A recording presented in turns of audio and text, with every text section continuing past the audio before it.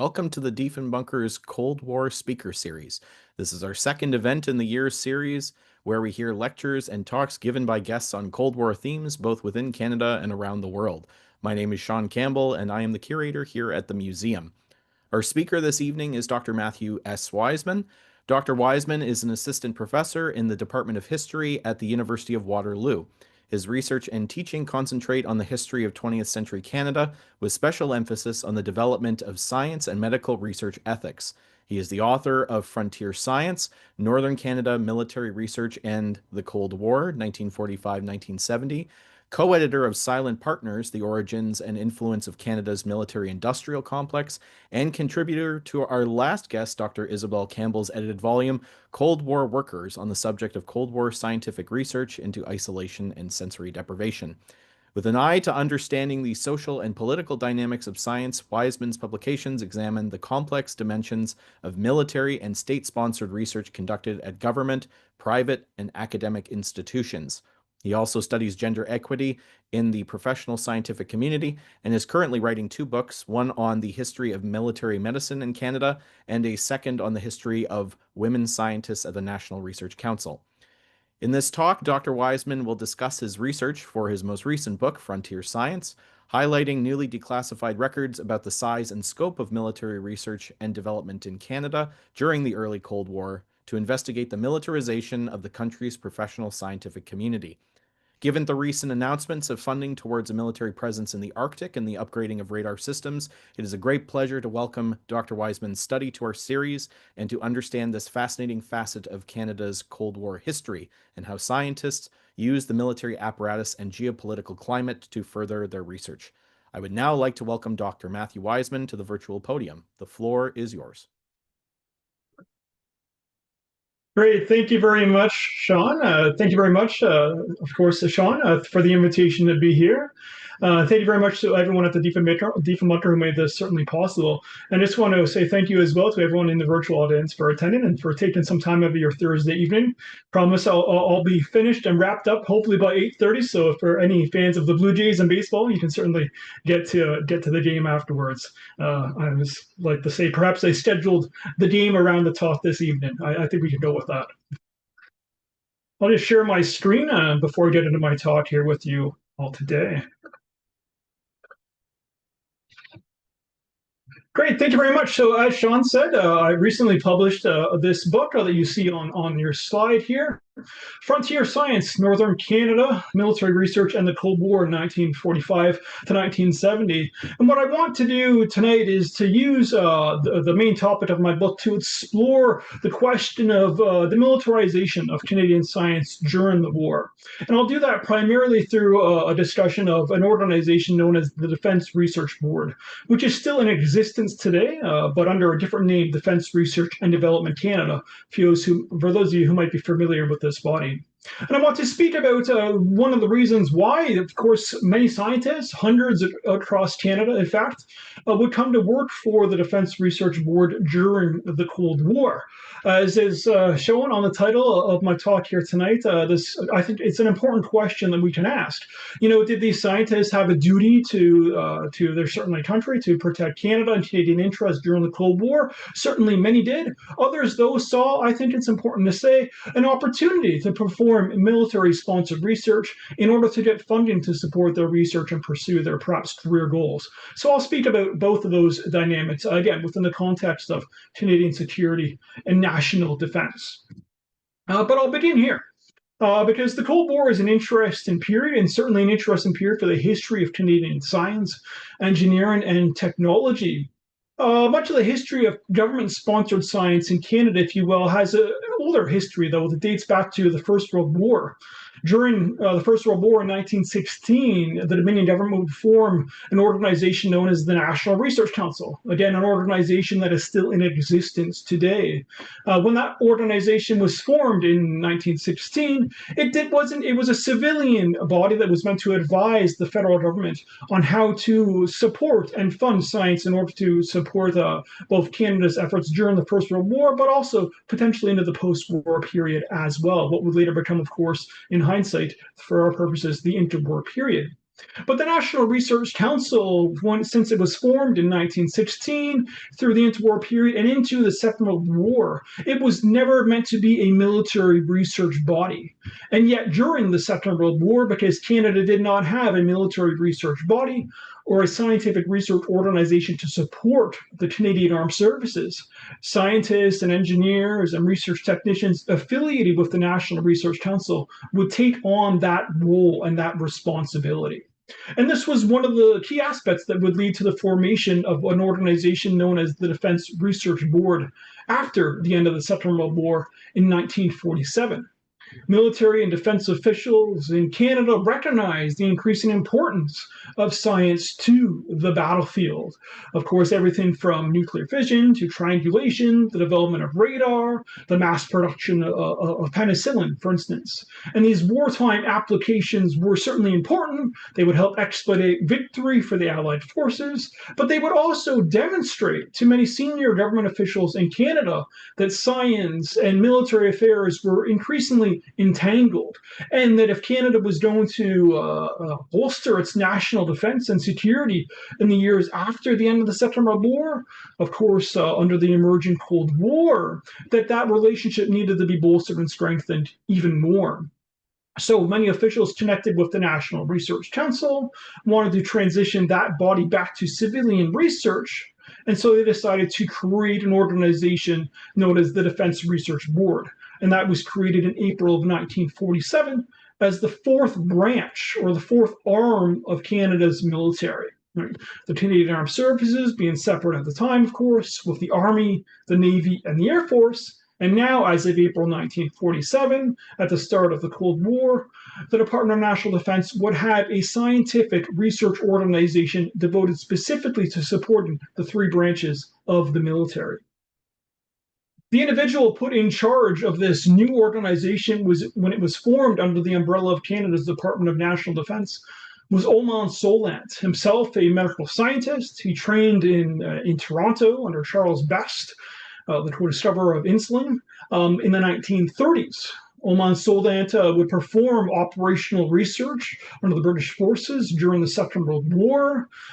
He would be a member of what was known as the British mission to Japan at the end of the Second World War to examine the impact of radiation after the bombing of Hiroshima and Nagasaki.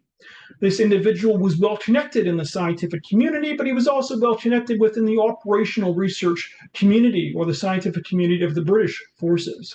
And it was one of the reasons that individuals in Canada's Department of National Defense, senior officials, would choose Olman Solant for the new position of Director General of Defense Research.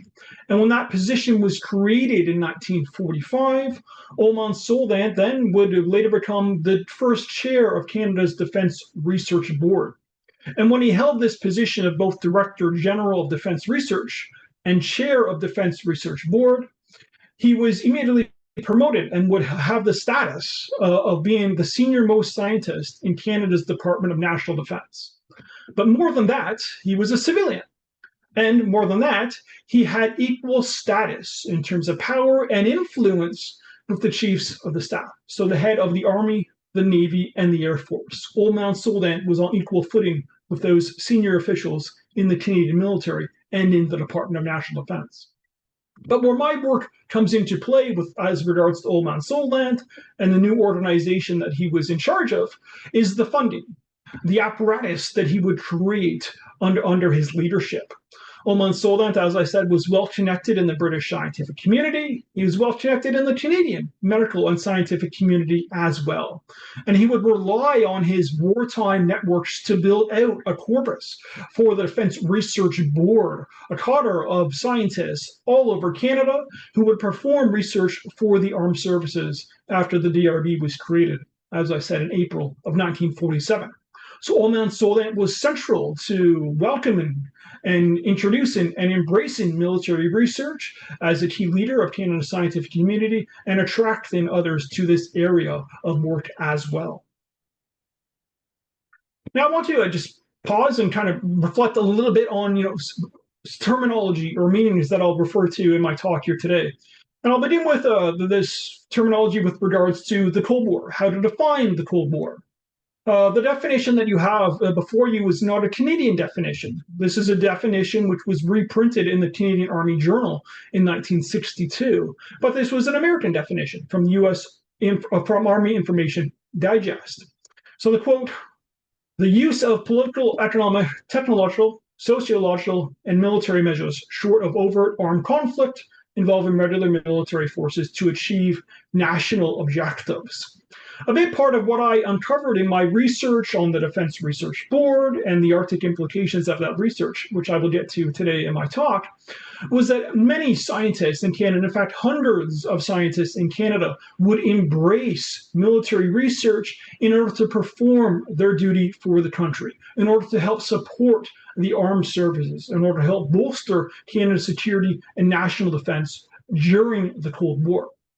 But more than that, what I uncovered in the course of my research was that not only did Canadian scientists who perform military research support Canada's Cold War efforts in the area of security and national defense, but because of Old Man Solnet and because of the organizational structure of the Defense Research Board, many of those scientists actually influenced Canadian policy in these important areas as well.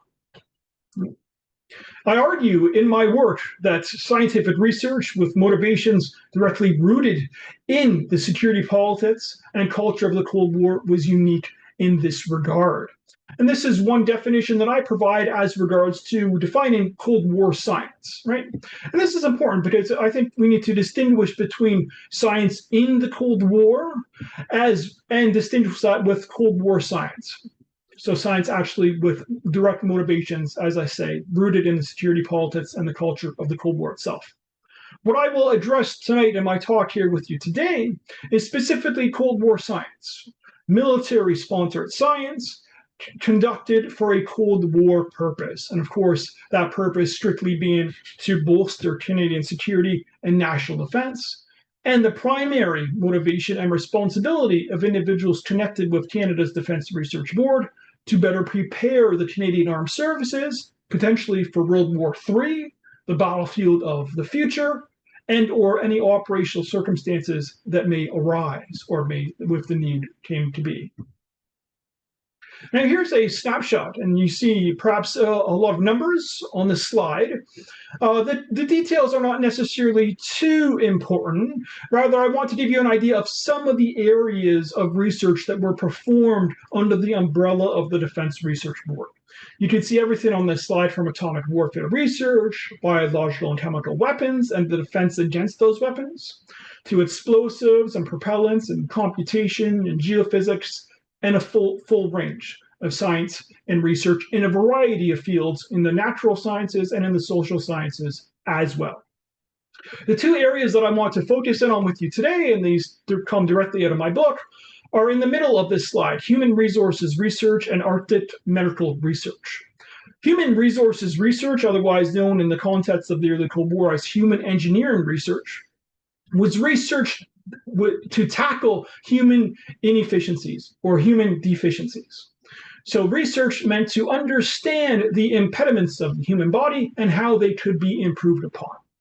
So in a military context, not necessarily learning how to create a super soldier, but rather understanding how it is that a human body interacts with a military environment, say, for instance, northern Canada in the Arctic, and how to overcome those natural elements or the challenges of that particular military environment for the individual soldier.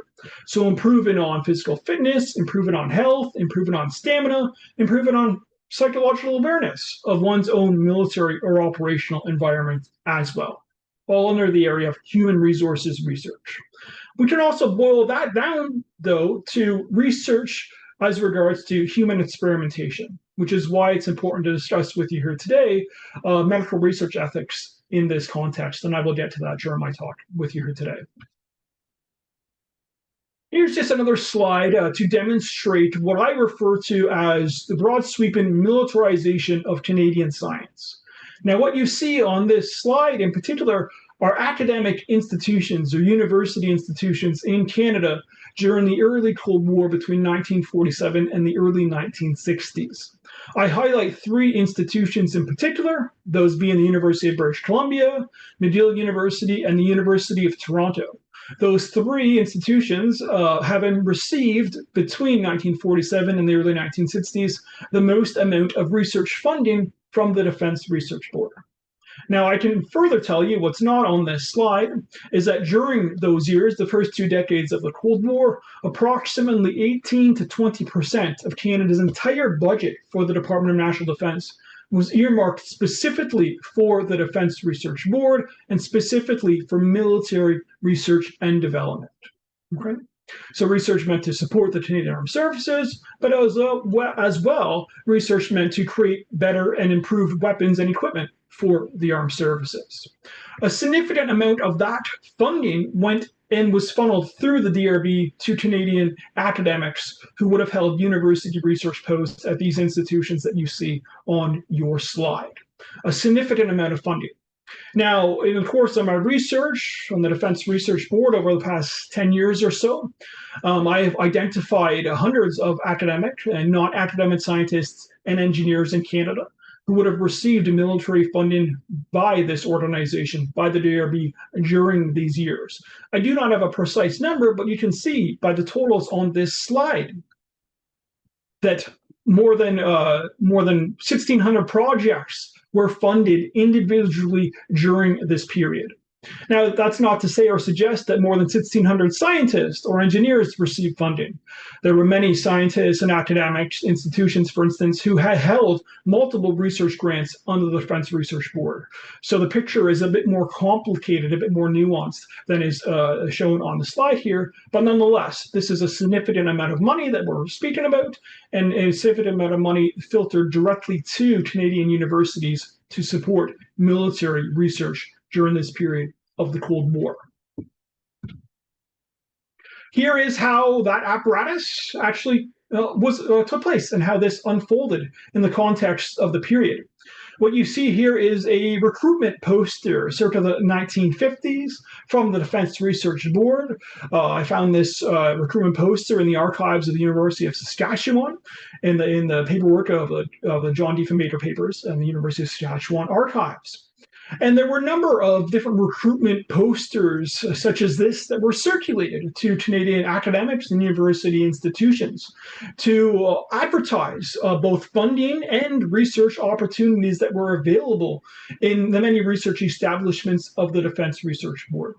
I want to discuss with you here this evening two research establishments of this organization in particular, those being Defense Research Northern Laboratory, the northernmost research lab of the DRB, and to speak about the subarctic and Arctic research efforts of this organization.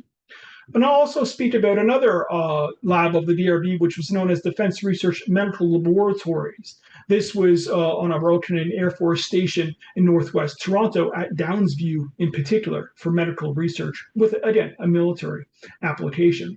But the point being that the DRB was quite successful under Olman Soland and under successive chairs of this organization thereafter of recruiting academic scientists in order to receive funding for their research in this regard. And again, I'll speak about some of the specifics of what that research did entail. But interestingly, I should say before I move on, that this was research in the context of the Cold War that, yes, could and was classified, but in some cases, DRB research was also open. And there was open opportunities not only for academic scientists, but for graduate students as well to perform non-classified or open research for the military and for the armed services. So a whole range of different opportunities for senior academics, but for graduate students as well. Now, I'm certainly not the first historian to uncover the history of the Defense Research Board, nor to research this topic or publish. A great deal of research has been conducted on the history of the DRB in the Cold War and the history of military research in Canada during the 20th century more broadly. I just want to highlight three historians on this slide. Um, on your left, you'll see Andrew Godfrey, Defense and Discovery, Canada's military space program, which looks at the DRB's role in working with NASA and investigating space-related research. The book at the center of your slide is by historian Donald Avery, who's written about pathogens for war, biological weapons, Canadian life scientists, and North American biodefense. And a large part of Avery's work does focus on the role of DRB scientists in supporting the biological weapons research of not only the United States and the United Kingdom, but of course Canadian research in this area during the Cold War itself. And on the right, the unreliable nation, hostile nature, and technological failure in the Cold War, Edward Jones Imhotep. And this image that you see on the cover of Edward Jones Imhotep book is a blueprint of the Alouette satellite. Again, another work focused on the DRB and scientists who were connected to space research in Canada during the Cold War. My research has a little bit of a different focus. I'm certainly interested in military-sponsored research in this regard, but the focus of my book in particular was the DRB's Arctic Research Program. I mentioned that I want to discuss with you two research centers of the DRB in the context of my book, and they're shown on this slide here. The first is at the center of the map of Canada, and that is, Defense Research Northern Laboratory, or DRNL, the northernmost research facility of the Defense Research Board, located in Churchill, Manitoba, as you see on the shore of Hudson Bay in the northeast corner of the province. And that was important because Churchill, Manitoba is located on the tree line, but it's also an area of subarctic Canada. So it's not technically above or within the Arctic Circle. But nonetheless, the research that was performed for the DRB and also in conjunction with DRB research at Churchill was referred to as Arctic research. And a lot of Arctic research took place in other areas of the country as well. And namely, in my book, I explore the history of defense research medical laboratories. You can see the circle around Toronto and the DRB's lab in that location. I'll begin by speaking about the history of Fort Churchill itself.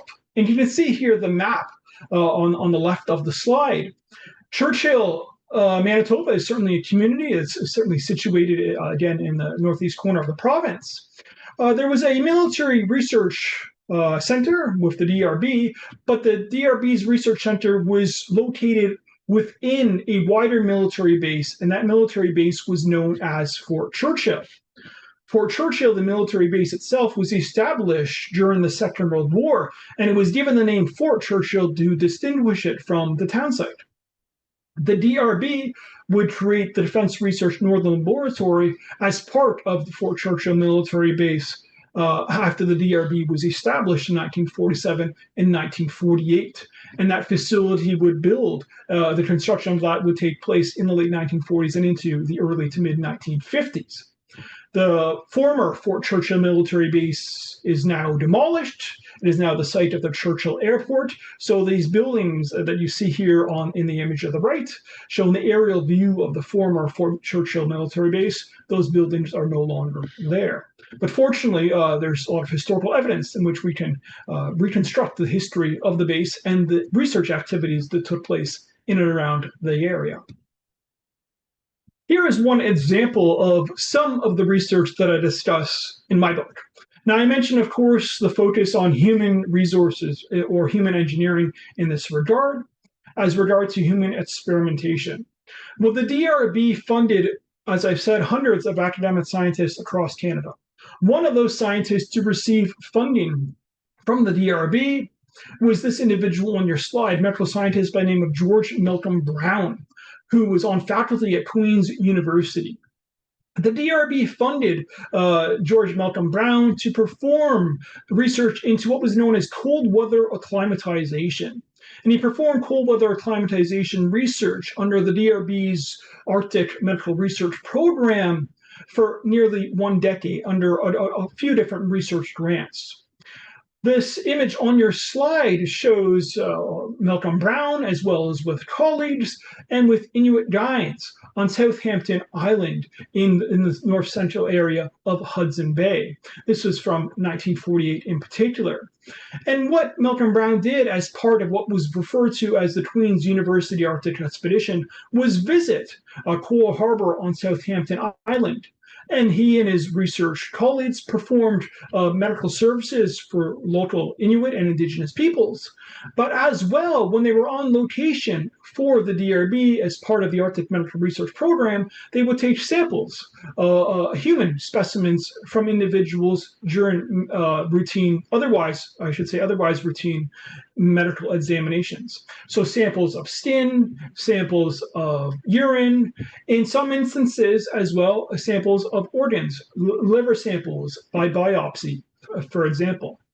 The reason for this was that Malcolm Brown and his team of research scientists would take these samples from Inuit and from Indigenous peoples in the north, would transport these human specimens to Queen's University in southern Ontario for chemical analysis and for research laboratory analysis with samples that were taken from white medical students at Queen's University.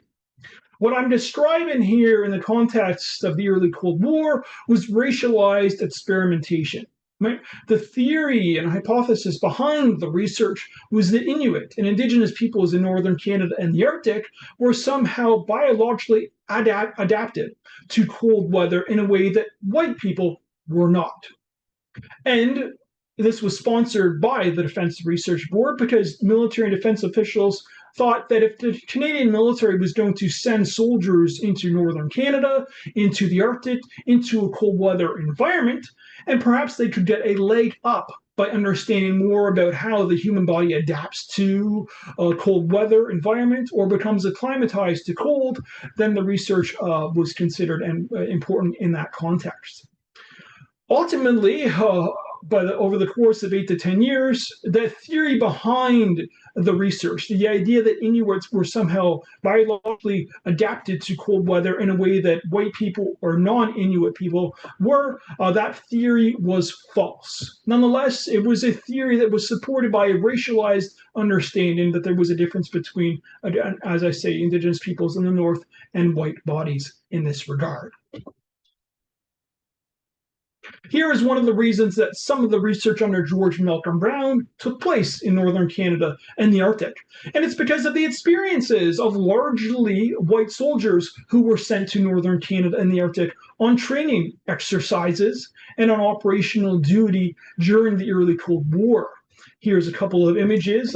One image on your right that I used for the cover of my book shows Patricia's Light Infantry soldier on exercise Sweetbriar in 1950. This was one of a series of exercises that were known as Arctic indoctrination training. The idea being to, one, understand, again, the impediments of the human body in a military environment in northern Canada and the Arctic, but also to train or indoctrinate soldiers from southern Canada, from areas outside of northern Canada and the Arctic, to become familiar with the environment. Now think about that. Think about the cold, think about the wind, think about the snow, think about the darkness, or perhaps think about extreme light, depending on the circumstances. Think about a soldier who doesn't live or is unfamiliar with a northern setting or northern climate or the elements. There is a lot to understand. There is a lot to become familiar with, let alone become effective as a military soldier, let alone to handle weapons potentially that might be made of metal in cold with bare hands in this regard.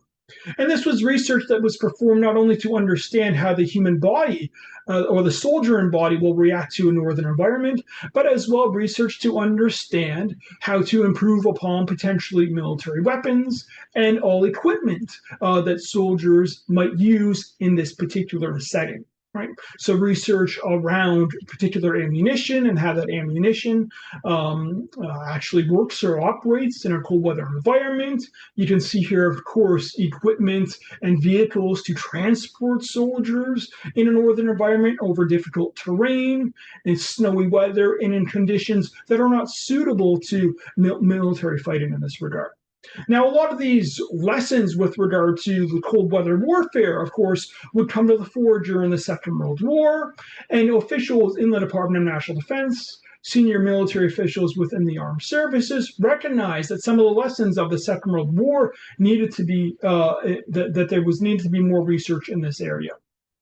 And this is what one of the interesting things that I found over the course of my research on the DRB and the history of the DRB's Arctic research program during this period of the Cold War was the notion that scientists in Canada argued that Canadians were somehow programmed, if you will, that Canadians had special cold weather knowledge because of their Northern or Canadian identity that would distinguish Canadian scientists and the research they performed in Northern Canada and the Arctic from, say, American scientists or British scientists or Australian scientists. They played into that trope of Canada's Northern identity. The notion that Canadians are a northern people.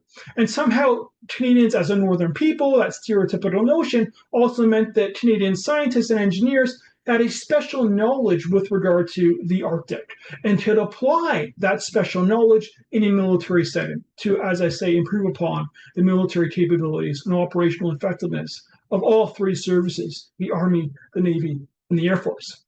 I should say that you see here in these images a soldier on the ground.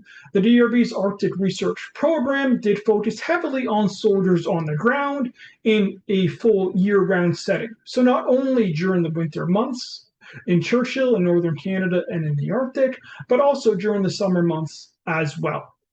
And this was research that also extended to support the Navy in this regard in terms of cold water operations, as well as the Air Force. Think about a pilot trying to pilot an aircraft in a northern environment, which might be a cold climate, which might be unfamiliar, and the difficulties with piloting in these areas as well. By and large, what I uncovered in the course of my research is that the DRB's Arctic program focused heavily on soldiers on the ground, but nonetheless, the three services were supported in this regard. Here is the aforementioned Defense Research Northern Laboratory, or DRNL. So the DRB's northernmost scientific research establishment in Canada, constructed as part of the base of Fort Churchill, again, now demolished. But this was the site of a great deal of cold weather acclimatization research performed on behalf of the Canadian military by DRB scientists and engineers. Here's a few more images of the former Fort Churchill base, as well as DRNL. And you can see here soldiers perhaps walking towards the research center. The next few slides, I will show still images, and these images are taken from the film Vigil in the North. This was produced and released by the National Film Board in 1954 in cooperation with the Directorate of Army Training under the Department of National Defense. This film was shot on location at Fort Churchill as a way to train soldiers, sailors, and aviators on what they might expect if they're going to serve in Churchill or in a northern environment. But it was not only shown to recruits and to individuals within the armed services themselves, but it was also a training film for senior Canadian officials who did not hold military rank, but who might have worked in northern Canada and the Arctic as well. Here are some images from that film, Vigil in the North.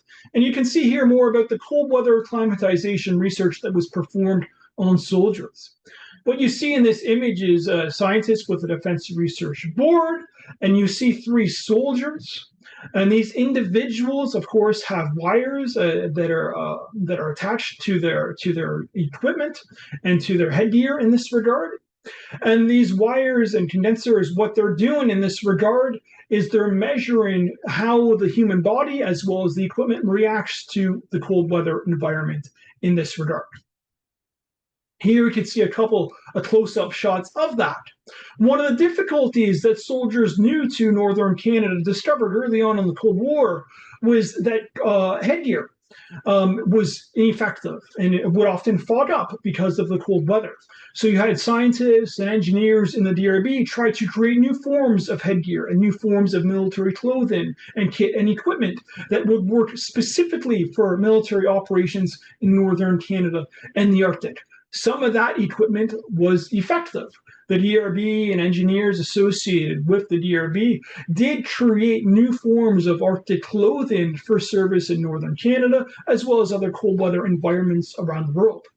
Much of that research was the clothing that was adapted from the Second World War and similar research in this regard. But there was also new research performed in the DRB in the 1940s and into the 1950s with adapting and creating new forms of military equipment based on the Inuit parka, based on indigenous clothing as well.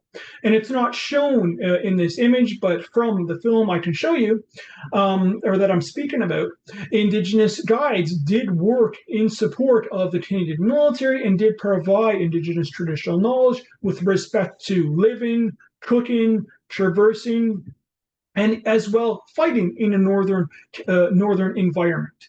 And some of that research and some of that knowledge was co-opted by the Canadian military and by scientists and engineers who worked for the DRB. Here is some of that, exactly what I'm referring to. And what you see in this image is research that took place inside Defense Research Northern Laboratory. Now, I'll take just a few minutes to describe the research experiment that you see on the slide. And I'm speaking specifically about the image on your left. You can see here a soldier lying down flat on his back. At the feet of that individual is an Indigenous person, an Inuk man. And at the foreground of that image is a scientist who is taking measurements and recording the body experience of the soldier who is undergoing this test. What you see here is a test of cold weather acclimatization and pain threshold in the hand of these individuals. Now, it's not described in writing on the slide, so I'll describe it for you verbally. But what's shown to the viewer of the training film, Vigil in the North, is the message that Indigenous people in the North have a special adaptation or acclimatization to cold. You see here apparently no pain on the Inuk man who is shown on the slide, on this image, where the white soldier from southern Canada has a significant amount of pain when their body is exposed to the same degree of cold. What you do not see in these images is how the pain threshold was tested. And it was tested using this device. So this is a locked device. What you do not see in this image is that there is water inside this locked device. And the scientists and research technicians who perform this research could control the temperature of water inside that device. So they would lower the temperature to see how much pain an individual could take when their finger was, of course, exposed to cold weather in this regard and the cold water. Again, the underlying assumption of the work was that Indigenous people in northern Canada were biologically adapted to cold, and that was a false racialized understanding of human adaptability to cold weather acclimatization. But nonetheless, this was a theory that that was studied not only by scientists such as George Malcolm Brown in northern Canada and the Arctic at specific locations, but also at Churchill inside the lab at Defense Research Northern Laboratory. But that's not the only type of research that was performed with respect to cold weather acclimatization. There were many Canadian scientists, and this individual on your slide, Alan Burton, was one such individual who questioned theories of cold weather acclimatization. Now, he was interested in the topic, and he himself performed research for the Defense Research Board, but he didn't study cold weather acclimatization from a racial or racialized perspective. Rather, this individual was interested in studying the insulating properties of clothing. So he thought that if an individual could be better acclimatized to the cold, you could support that and improve the efficiency of an individual working or a performance service for the military. His argument, though, was that it wasn't biological, that it wasn't necessarily innate to the human body, but rather that military clothing could be improved. So, Alan Burton, who is on staff at University of Western Ontario, he was the founding chair of the Department of Biophysics at Western, and he performed research for more than 2 decades, sponsored by the Defense Research Board. Research in order to study new and improved forms of military clothing. Burton himself, as well as colleagues, when he performed research during the Second World War for the National Research Council in Toronto, performed similar research. And he would be instrumental to creating in Toronto during the Second World War a new flight pressure suit that was used by the Royal Canadian Air Force. So because of Burton's familiarity and his work for the National Research Council and for the Canadian Armed Services during the Second World War, naturally he performed or would continue this research, but under the umbrella of the DRB during the Cold War in this regard. This was an important publication that was produced by Burton and his colleague Otto Edholm. This book was published in 1955. It was Man in a Cold Environment, Physiological and Pathological Effects of Exposure to Low Temperatures. This was considered a seminal textbook on this very topic. This book was sponsored by the Defense Research Board. And it was sponsored by the Defense Research Board and, of course, published by Burton and Edholm to publish the latest research on that topic, the topic of cold weather acclimatization and how the human body adapts to the cold environment. But it was also published in order to make light of research that was previously classified or that was secret during the Second World War. Burton wanted to ensure that much of the wartime work that he had performed on flight pressure suits, work performed for the Royal Canadian Air Force, could see the light afterwards. And this was one of his agreements that he made with senior officials in the DRB, was to promote Canadian scientific research. So I mentioned early on in my talk here with you this evening that some research performed for the DRB was certainly secret or classified in the context of the Cold War. Others areas were openly published, and this is one example of that. The DRB in 1952 brought on a public relations officer, and it was this individual was by the name of Charles Pope, and it was his responsibility to vet all publications for research. And the DRB took this certainly as an important matter. This was an area of research security. They wanted to certainly protect Canadian research, but they also wanted to ensure that Canadian taxpayers were getting good value for their funding, right? And one way to ensure that, one way to attract more scientists to the world of military research was to show and demonstrate not only that there will be research funding for various academic or university research projects, but there could be an avenue to eventually publish research in both military and non-military periodicals or literature or settings in that regard. Now, I mentioned that Burton's cold weather acclimatization research was from a different perspective. He did not believe in, nor did he accept racialized theories of cold weather acclimatization. But he did perform research that nonetheless did tread on morally questionable grounds. Now, in the context of my book and in the context of the first 2 decades of the Cold War, the research that was performed for the DRB was performed under a gray area in terms of medical research ethics. So the Nuremberg trials at the end of the Second World War would establish a base international standard for medical research ethics of any scientific research involving human experimentation or human beings. But what that meant in the context of the DRB and Canada's Cold War research was that this work took place during a period in which there were no laws or no other bodies to oversee medical research ethics. Each individual scientist that would receive funding from the DRB held the responsibility for themselves of determining whether or not the research that they performed on human subjects was morally safe and whether it was ethical. Some of the research performed under Burton in this regard is important because this took place at the University of Western Ontario and it involved medical students. at the time. You can see here some of the images of the research that took place. I'm sure many of you are familiar with Canada's cold weather or cold weather in other areas of the world. If you wear a toque in the winter, one of the reasons that you do that is because of the research performed by Alan Burton and his colleagues. They were the first to show that heat dissipates from the body through the head.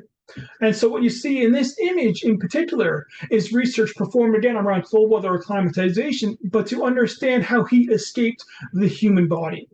And what you can see here in this image is that a device was created and it was placed over a head of an individual. You can see a tube which would allow that individual to breathe. And there's a condenser that's shown in this image to your right, which is the little fan, and that would control, of course, the temperature and humidity and different levels was inside the box in order to, again, understand how heat dissipates from the head, but also to use this to prove scientifically that there is a way to understand heat loss in the human body. And not only understand heat loss in the human body, but that heat loss can be defined and mapped across the whole body mathematically or scientifically in this regard. And of course, this research was performed then to create new forms of headgear, new forms of clothing, which could tackle areas of the human body with greater forms of insulation, perhaps new textiles, new materials, and therefore improve upon, again, how human body can tackle the natural elements of a cold weather environment. Much of the research that was performed for the DRB in regards to human experimentation was research that did not begin with human trials. Rather, it began with trials of animals as research subjects. And you see that on this image on your slide. This is a group of scientists at the second research lab that I want to speak with you about today. That what was known at the time as Defense Research Medical Laboratories later would undergo a name change to Defense and Civil Institute of Environmental Medicine. What you see here is research performed on primates, on canines, on dogs, on other animals inside the lab around hypothermia, around cold weather acclimatization. And what the researchers in this slide are trying to do is to cool this body of the animal that is being experimented on in order to perform surgery on the body of this animal and then rewarm or resuscitate the body. In effect, or in short, they're using hypothermia as a medical procedure. And what scientists associated with the DRB and the Defense Research Medical Laboratories would uncover in this period is the use of hypothermia as a medical procedure. In short, when you cool a body, it makes open heart surgery safer. The trick was, could scientists cool a body and then resuscitate it? If they could perform this technique on animals, could this be used to save potentially a soldier from hypothermia in northern Canada, the Arctic? Perhaps a soldier that had fallen under sea ice in this regard. This was research that was performed extensively inside the lab in Toronto, Defense Research Medical Laboratories. You see similar research here. Again, research not only around hypothermia, understanding how the human body reacts, to cold water or to cold weather, but again, research that was performed to create new forms of clothing and equipment, again, for military purposes. This would lead to a significant advancement, of course, in Canadian medical history. Certainly the use of hypothermia as a medical procedure, which was a significant development, but also the development, you see on the slide here, under Wilfred Bigelow, of the artificial pacemaker. Again, research that came out of the DRB and was funded in part by the Canadian military. Now, to say or suggest that Wilfred Bigelow's development of the artificial pacemaker was the result of DRB research alone, that would be misleading. His research was also sponsored in this period by the National Research Council, so it had both civilian and military sponsorship, and it's a little bit more of a complicated or nuanced story. But nonetheless, the DRB was a significant sponsor of Wilfred Bigelow and his work at Defense Research Medical Laboratory, which was shown on the previous slide in which I described the animal undergoing surgery as regards hypothermia research.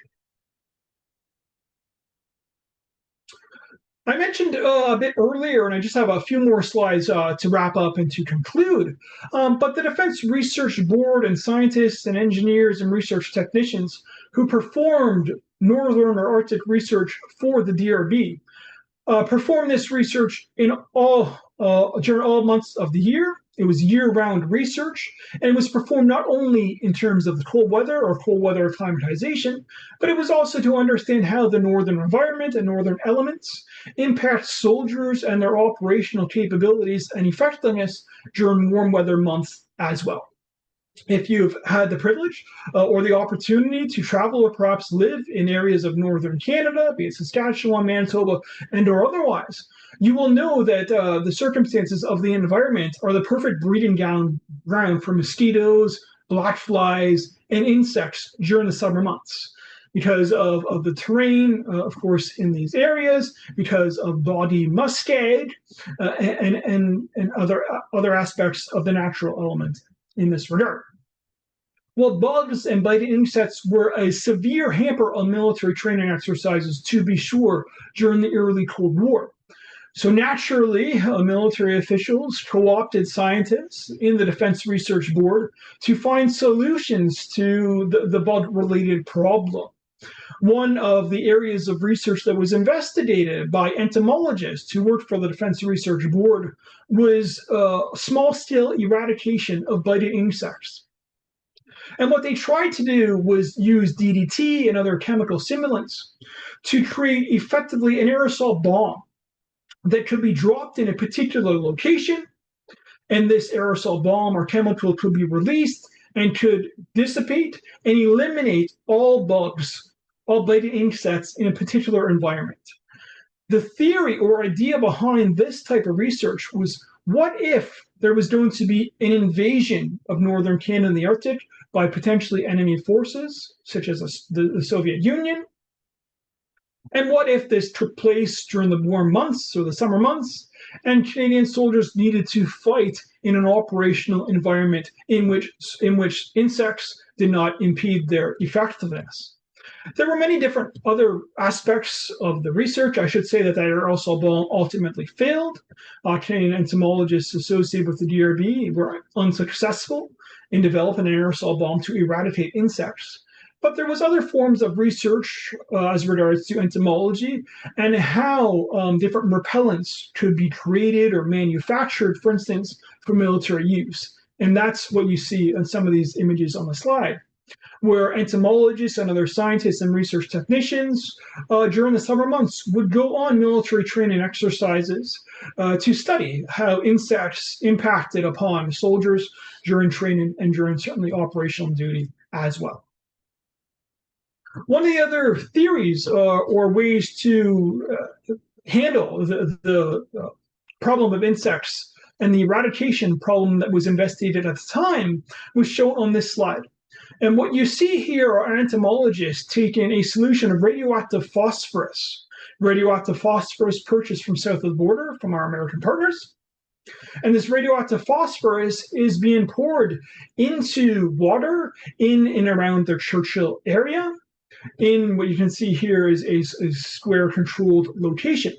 The idea with this research was that mosquito larvae would reproduce in this radioactive solution and thereby create radioactive mosquitoes or radioactive insects.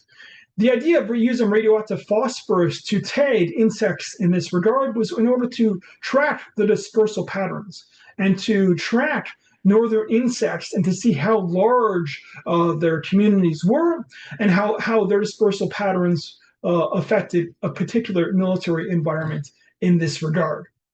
For those of you who might be concerned with the idea of creating a radioactive mosquito and what this might entail, I can assure you that of course the research performed by entomologists in this regard was certainly considered safe at the time. The radioactive material that was used would decay and would be no threat to individuals who may have been bitten by these radioactive mosquitoes, nor by the local environment. Otherwise, of course, you can see here that there were some implications of that research. Of course, dumping radioactive phosphorus and using these materials into waterways could and did impact certain waterways as well as the local ecosystem in that regard. But in terms of the actual mosquitoes and biting insects themselves, the entomologists argued that there was no threat to the human population in and around the area, civilian, military, and or otherwise. And here is the last image that I want to show you with my talk here tonight. Again, this is cold weather research. What you see here in this image is important for a few reasons. One, there was a great deal of research that took place at Fort Churchill around human beings and how the human body adapts or reacts to the cold. But there was also a great deal of research around how machines adapt and respond to the cold. What you see here is an MGM-18 lacrosse missile being a cold weather test being performed on this missile, as well as the equipment to carry this missile. This is important, of course, in the context of understanding how military equipment and weapons operate in a northern or Arctic setting. But this was also significant because the image that you see on the slide here is not Canadian. These are not Canadian soldiers performing this research. These were American soldiers on Canadian soil performing tests of American military equipment and weapons in that regard. Fort Churchill, although it was a Canadian military base, was established first and foremost during the Second World War, and Americans and British and soldiers from other forces Canada was allied with also performed research on location. And this research would be significant in this regard for helping prepare the Allies, certainly after the formation of NATO in 1949, and certainly preparing the West in a defense during the Cold War. But I also want to mention briefly before I conclude the wider implications of the research that you might see in an image on this slide. Churchill, for those familiar with the community, is known as the polar bear capital of the world. One of the implications of the military research that would take place in Churchill during the first 2 decades of the Cold War, as regards human experimentation, as regards the testing of military equipment and weapons, was that there was the polar bear population diminished. This was research that was known and recognized at the time. The polar bear population has since returned, and certainly returned in the years after the Canadian military would exit from Fort Churchill in the mid-1960s. And one of the reasons potentially for the change in fluctuation with respect to the population of the polar bear in the area was to do with military testing of the equipment in that regard. So I think it's important to note because there were certainly wider implications, environmental implications of military research, of course, research implications for local ecosystem. Of course, military activity had implications as regards to the local population. I spoke about the implications as regard to racialized experimentation involving Indigenous peoples. And the military certainly disrupted life in the area. The military could also be a boon to the local population of Churchill, and it was a support for the community. As part of Fort Churchill, I showed you the Defense Research Northern Laboratory, but the fort itself had a modern hospital and health facility located on the base as well. And civilians, as well as military personnel in the Churchill area, had access and use of those facilities and could access care, which was significant. Because when the Canadian military withdrew from Fort Churchill in 1963, 64, and 1965, the transfer of those military research facilities from DND to other bodies was botched. It was not a clean transition, and what that meant in the aftermath of the military's withdrawal from Fort Churchill is that healthcare facilities and access to healthcare for local individuals in and around the community declined until provincial authorities as well as local authorities in Churchill would fund their own healthcare facilities and a new hospital into the 1970s. So it's important, I think, to think about not only the militarization of Canadian science, what that meant for Canada's Arctic program, what that meant for Northern Canada, security, national defense in these areas, but certainly the wider implications. And of course, I discuss some of those details in my book when I ask questions of medical research ethics, and I extend that to include, of course, questions of how the civilian population was impacted in these areas of military activity as well. I think I'll leave my comments there for you today, though. Thank you very much for your attention. All right, thank you, Dr. Wiseman, for your presentation. What I'm thinking about it as I was going through, and I'm thinking too about the period itself, and people already see the period already as one of scientific innovation and expansion, particularly with nuclear energy and rocketry for space, which you also outline within the book. And what struck me was the gamut that was run within 20 years by these scientists to understand so much of this area of the country and the ideas that they would come up with. I mean, narratives that stuck out to me included the fear of floating polar ice being used by Soviets for monitoring stations floating into Canadian waters, or the proposal to provide Canadian soil to test Blue Danube, a 25 kiloton nuclear bomb at the mouth of the Broad River in what's today Wapusk National Park in Manitoba. And the one I found most interesting was the Vietnam era idea to point concentrated light from satellites to warm up the Arctic and make it habitable to millions. I mean, indeed, you point to a speech that Diefenbunker gave in 1968 to Winnipeg students about plastic domed cities and the nuclear warming of Hudson's Bay.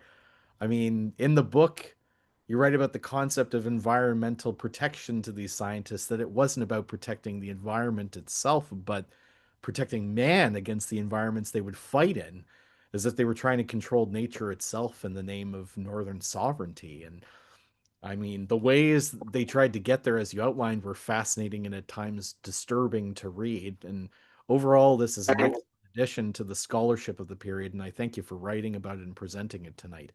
Um, so, a reminder for the audience, you can enter your questions to the participant named Diefenbunker or to me, the curator, in the chat to ask Dr. Wiseman a question. So, I have a few thoughts I just wanted to bring up before we introduce questions from the audience. So, Dr. Wiseman, based on your research for the book, were there areas of research that the DRB proposed but never pursued that are still of interest to you? And then similarly, which topic was of most interest to you in writing the book and why? Yeah, great. Thank you very much, Sean, for that fascinating question. Thank you very much for your comments there. I guess I'll start with you mentioned your interest in the Vietnam era project, or at least idea to use large reflectors to concentrate sunlight on the polar ice cap. And I guess I'll provide a little bit more of explanation about that research. And this is certainly one area of the DRB's Arctic research program that I found fascinating during the course of my research, and certainly an area that I would like to follow up on more. But the basic research proposal there came about in the mid to late 1960s with the idea of using science, engineering, and technology to melt the polar ice cap. And one of the reasons the DRB scientists made this argument was that if the Canadian government can melt the polar ice cap and ameliorate the northern environment, well, then that will allow the social, cultural, and economic development of northern Canada. The idea being that the population of Canada is too concentrated along the Canada US border. And if we want people, Canadians, to move north to populate these areas and develop areas of northern Canada and the Arctic, perhaps if you warm up the environment, if you melt the polar ice cap, you could do just that, which is absolutely shocking and terrifying, especially from our contemporary perspective.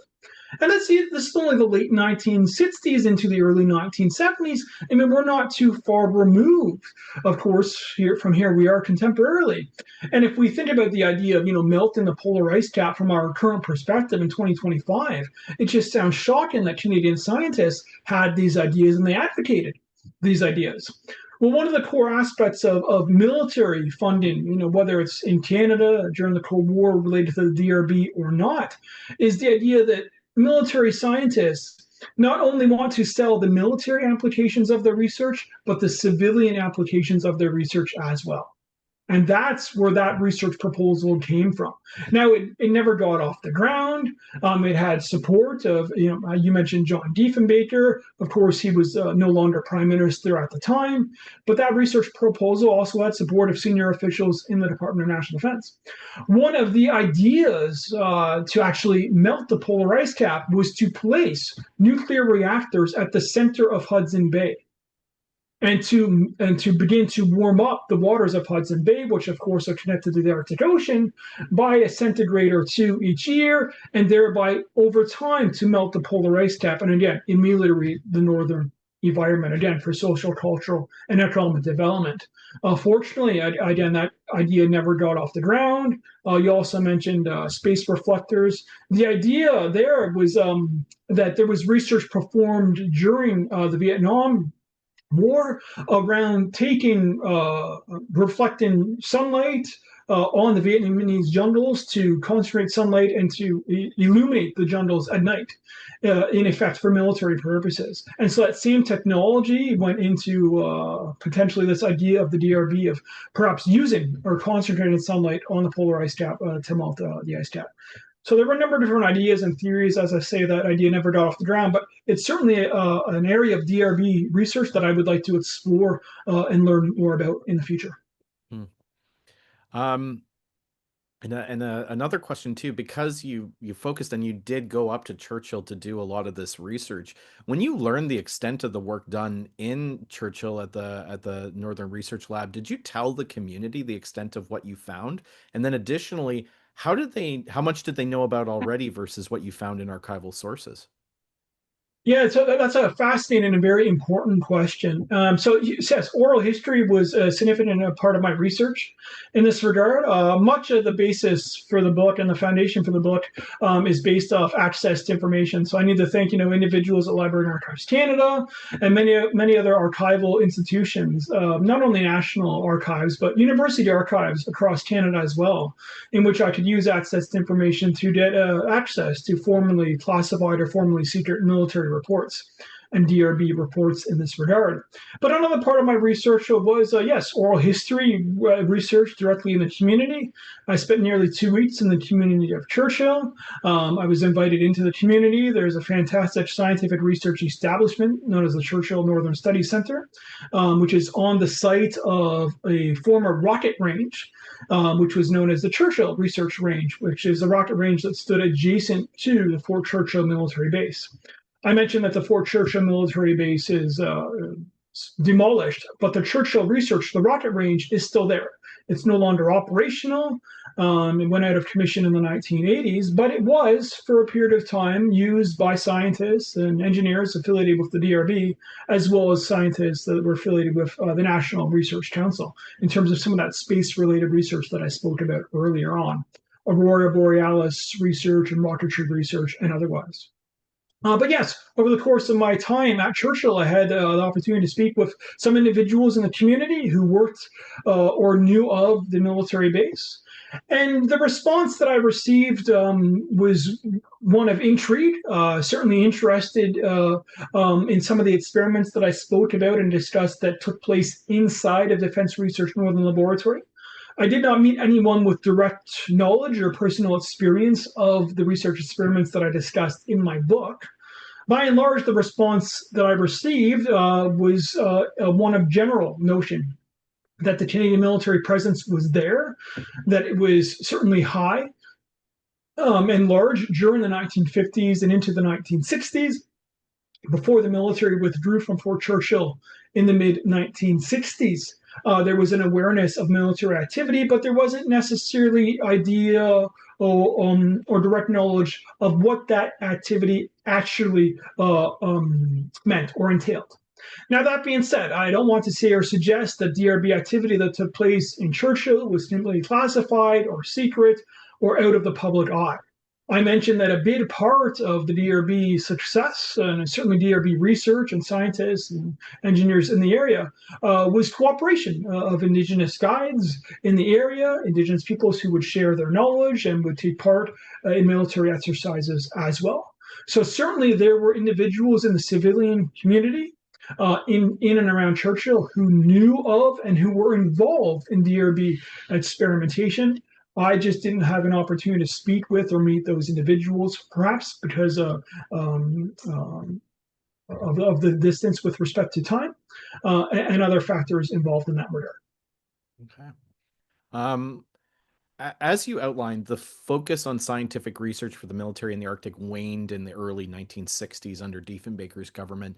Did it ever come back during the Cold War in another iteration? And do you see any echoes of the DRB's work and aspirations in the recent funding announcement for the military in the Arctic by the Carney government? Yeah, so it certainly did wane in terms of defense research, or at least in terms of the military applications of defense research, I should say. In part because of the change in landscape of the 1960s and into the 1970s, wider social and cultural responses, for instance, to the Vietnam War, and for protests against the creation of American military weapons, ammunition, and otherwise. And there was a wider response or reaction then to Canadians in the civilian community who would respond negatively to military research and military R&D on university campuses, for instance, in the late 1960s and into the early 1970s. But the DRB itself also underwent a transition in the period. So in the 1960s, the Canadian Armed Forces at the time that are separate undergo a unification, a reunification in that regard, and become the Canadian Armed Forces that we recognize today as a unified force in that regard. But as part of the reunification of the Canadian Armed Services in the 1960s, the Department of National Defense also undergoes a significant amount of change. And part of that change would lead the Defense Research Board to become what is now known as Defense Research and Development Canada, a name which it would receive in the 1970s in that regard. And as part of the change to this, defense research and military research in northern Canada and the Arctic would decline. But that decline was because of the military exiting or withdrawing from Fort Churchill. However, that did not necessarily mean that scientific research concerning northern Canada and the Arctic declined in Canada during the latter stages of the Cold War. I just mentioned my previous answer, the Churchill Research Range, the rocketry range located near the Churchill base in that regard. There was a great deal of rocketry research that would continue at the Churchill Research Range in and around the Churchill area into the 1970s and into the 1980s under the umbrella of the National Research Council. As part of Canada's space research, one famous example, for instance, is the Canadarm, of course, which was first used on a Challenger mission in 1983, right?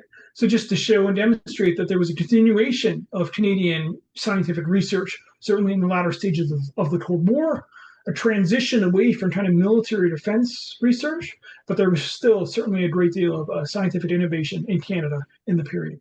Hmm. And you talked about the fact that scientists at the DRB did publish their findings to the public. So does DRDC do DRDC researchers publish findings to the scientific community in the same vein similar to the studies done by DRB? Yeah, so that's a fantastic question. So I can answer it two ways. One, DRDC and scientists and engineers and research technicians, either employed by or perhaps associated with DRDC, are certainly work in lockstep with the Canadian military. And a great deal of that has to do with research around military kit, equipment, and weapons, and the operational effectiveness of soldiers, sailors, and aviators in northern Canada and the Arctic.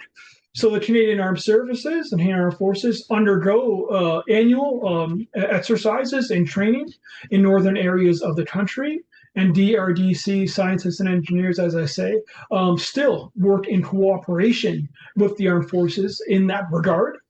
DRDC, though, performs research in support of the Canadian military, not only for the Arctic, but all other potential areas around the world in which the Canadian Armed Forces might be called upon to serve. And so that's significant.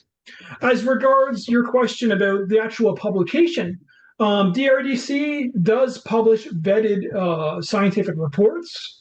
Whether they publish reports to do with potential aspects of human experimentation or the types of research that I discussed during my talk here this evening or that I cover in my book, I'm not sure. I haven't uncovered or I haven't read any research in that regard. Of course, here we are in 2025. Certainly, a great deal has changed, not only with respect to the type of research that the military might be interested in, but the potential involvement of soldiers as potential research subjects in that research as well. The medical research ethics and the community has evolved tremendously, and DRDC individuals and those associated with that body, of course, that has changed as well. So I think it's different, but that's not to say that DRDC has a lesser role. It has a role that's been more adapted to the 2025 context and perhaps the future needs of the Canadian Armed Forces in that regard. Okay. So just a reminder to the audience, if you have a question for Dr. Wiseman, send directly to Diefenbunker or Curator. So I got two more questions. I feel like most Canadians don't know a lot about the fascinating work that the DRB did during the Cold War. I only uncovered it when I uncovered the story of Dr. Roman Soland, and I was absolutely fascinated by it. And I was just like, wow, this is an amazing avenue of research and an amazing avenue of our history that really complements like the military history and the aspect of what they were thinking about in terms of how they could support the military, but then also it goes into avenues of things like civil defense on the civilian population that I found fascinating and correlates a lot with the work that we talk about with our site. Um, did they do any other interesting research beyond the Arctic area covered in your book that you would like to explore in more detail? Yeah, thank you for that question. So the Defense Research Board had several research centers located across Canada. I mentioned, of course, the two in my book, Defense Research Northern Laboratory and Defense Research Medical Laboratories in Toronto. The one that I didn't mention that I've uncovered a lot about in the course of my research on the DRB was Suffield Experimental Station. So Suffield, of course, is a military base in Canada in southern Alberta. The base itself and the location in southern Alberta dates back to the Second World War, and where Suffield was used as a training ground as well as a testing ground for chemical and biological warfare agents. But during the Cold War, Suffield Experimental Station was also a military research facility used by the DRB. And it was used for scientists to study chemical, biological, and bacteriological warfare research in agents in order to protect Canada, for instance, and Canadians potentially from a biological attack, for instance, during the Cold War, or potentially from a chemical attack as well. Historians Donald Avery, I mentioned during my talk here with you this evening, Amanda McVetti, Susan Smith, and others have done a great deal of research and certainly produced a significant amount of publications on the history of Suffield. And some of that research has, rightly so, covered scientists associated with the DRB. But certainly the history of Suffield and the chemical and biological warfare agents that were experimented at that facility during the Cold War is an area that I would like to study more. In particular, one area that I mentioned during my talk, and I cover this a little bit in my book, is the role of animals. I know that rhesus monkeys and other primates were used for experiments at Suffield. I don't know too much about that work. I would certainly like to know more about that research. And as well, I do know that there was human experimentation that took place at Suffield, in which soldiers could and were exposed to various agents, chemical and otherwise, for the purposes of defense research during the Cold War. Again, research not performed for an offensive military purpose, but rather research performed in order to understand how a civilian or military population in Canada might be attacked by a new and deadly a weapon of war in the context of the Cold War. And so certainly the medical research ethics and implications of that research is an area that I have interested in. And it's also an area that I think Canadians, as you say, deserve to know more about. And this is research that's important, that will require access to information, that will require a significant amount of digging and more research in that regard. But it's an area that I think should be explored further, for sure. Okay. And then my final question, what lessons do you want readers of your book to learn from reading through the history you've written? Yeah, that's a great question. So I think what took me by surprise And when I reflect on the research process, and especially now after having published the book, um, I didn't set out to write a history of military experimentation. I didn't write out to set a history of human experimentation. I certainly didn't write out to set out to write a history of medical research ethics. But that's the direction that the records took me, and that's the story that I uncovered as regards to Canada's experience with the early Cold War. And again, this is something that surprised me. It surprised me as a historian, in part because, I was well aware of the history of the DRB, but I was unaware of the extent to which academic scientists and private industry and engineers and otherwise were funded by this organization.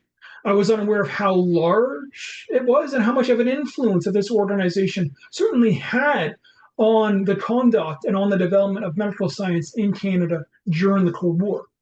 And I didn't know when I set out to write the book that the Canadian military had funded and performed research in terms of human experimentation, especially mid-century in the aftermath of the Second World War. So just reflecting on that and what I learned over the course of my research, and some of the elements of the research that took me by surprise, I think it's important that we ask the question that you asked a couple minutes ago. This organization is still with us, right? The Defense Research Board is now Defense Research and Development Canada. I do not want to hold anyone to account at DRDC. Please do not get me wrong. I am not casting aspersions on anyone with that organization or the work that they perform. But nonetheless, it's important that we question the research that our military is conducting, and we question the research that the Department of National Defense is sponsoring. Right? Whether the research is open or whether it's secret and unknown, and perhaps future historians will learn about that. I think there's a lot more that DRDC can do with transparency as regards to the research that it performs, as regards to the research that it sponsors. And I think this is information that Canadians deserve to know. But we'll only know it if we ask questions and if we engage in a conversation about transparency with DRDC and more broadly with the Department of National Defense and the Canadian Armed Forces. It's fantastic. It seems we have a shy audience, so there's not too many questions that have come in. We did have one person who provided a link for DRDC reports can be requested, and they had the link that was provided there. However, I think that if that's it for questions or any comments, I want to thank Dr. Matthew S. Wiseman, historian and assistant professor in the Department of History at the University of Waterloo. Dr. Wiseman, where can people go to follow you and your work? Thank you very much, Sean. Yeah, I have a personal website, matthewswiseman.ca. So certainly you can go to my website in that regard, and there's full details about my publications. You certainly follow the links to my work in that regard. I certainly have the book Frontier Science in that regard, and you'll find links to the book and where to purchase it on my website. But I also publish about the DRB in other venues as well. And so folks that are on the call here might be interested in those other publications as well. So I think that's probably the best place that I would direct everyone, just my personal website. Excellent. Thank you again, Dr. Wiseman. I highly recommend following up and reading Frontier Science, Northern Canada Military. Oh, it's disappeared. There we go. I got the book there. Northern Canada Military Research and the Cold War 1945-1970 to learn more about the size and scope of military research and development in Canada during the early Cold War, to investigate the militarization of the country's professional scientific community and the people it affected. That concludes the event for this evening. I want to thank you all for attending this evening's talk, as well as our previous sessions, to learn a little more about the Cold War and how its past is still with us today.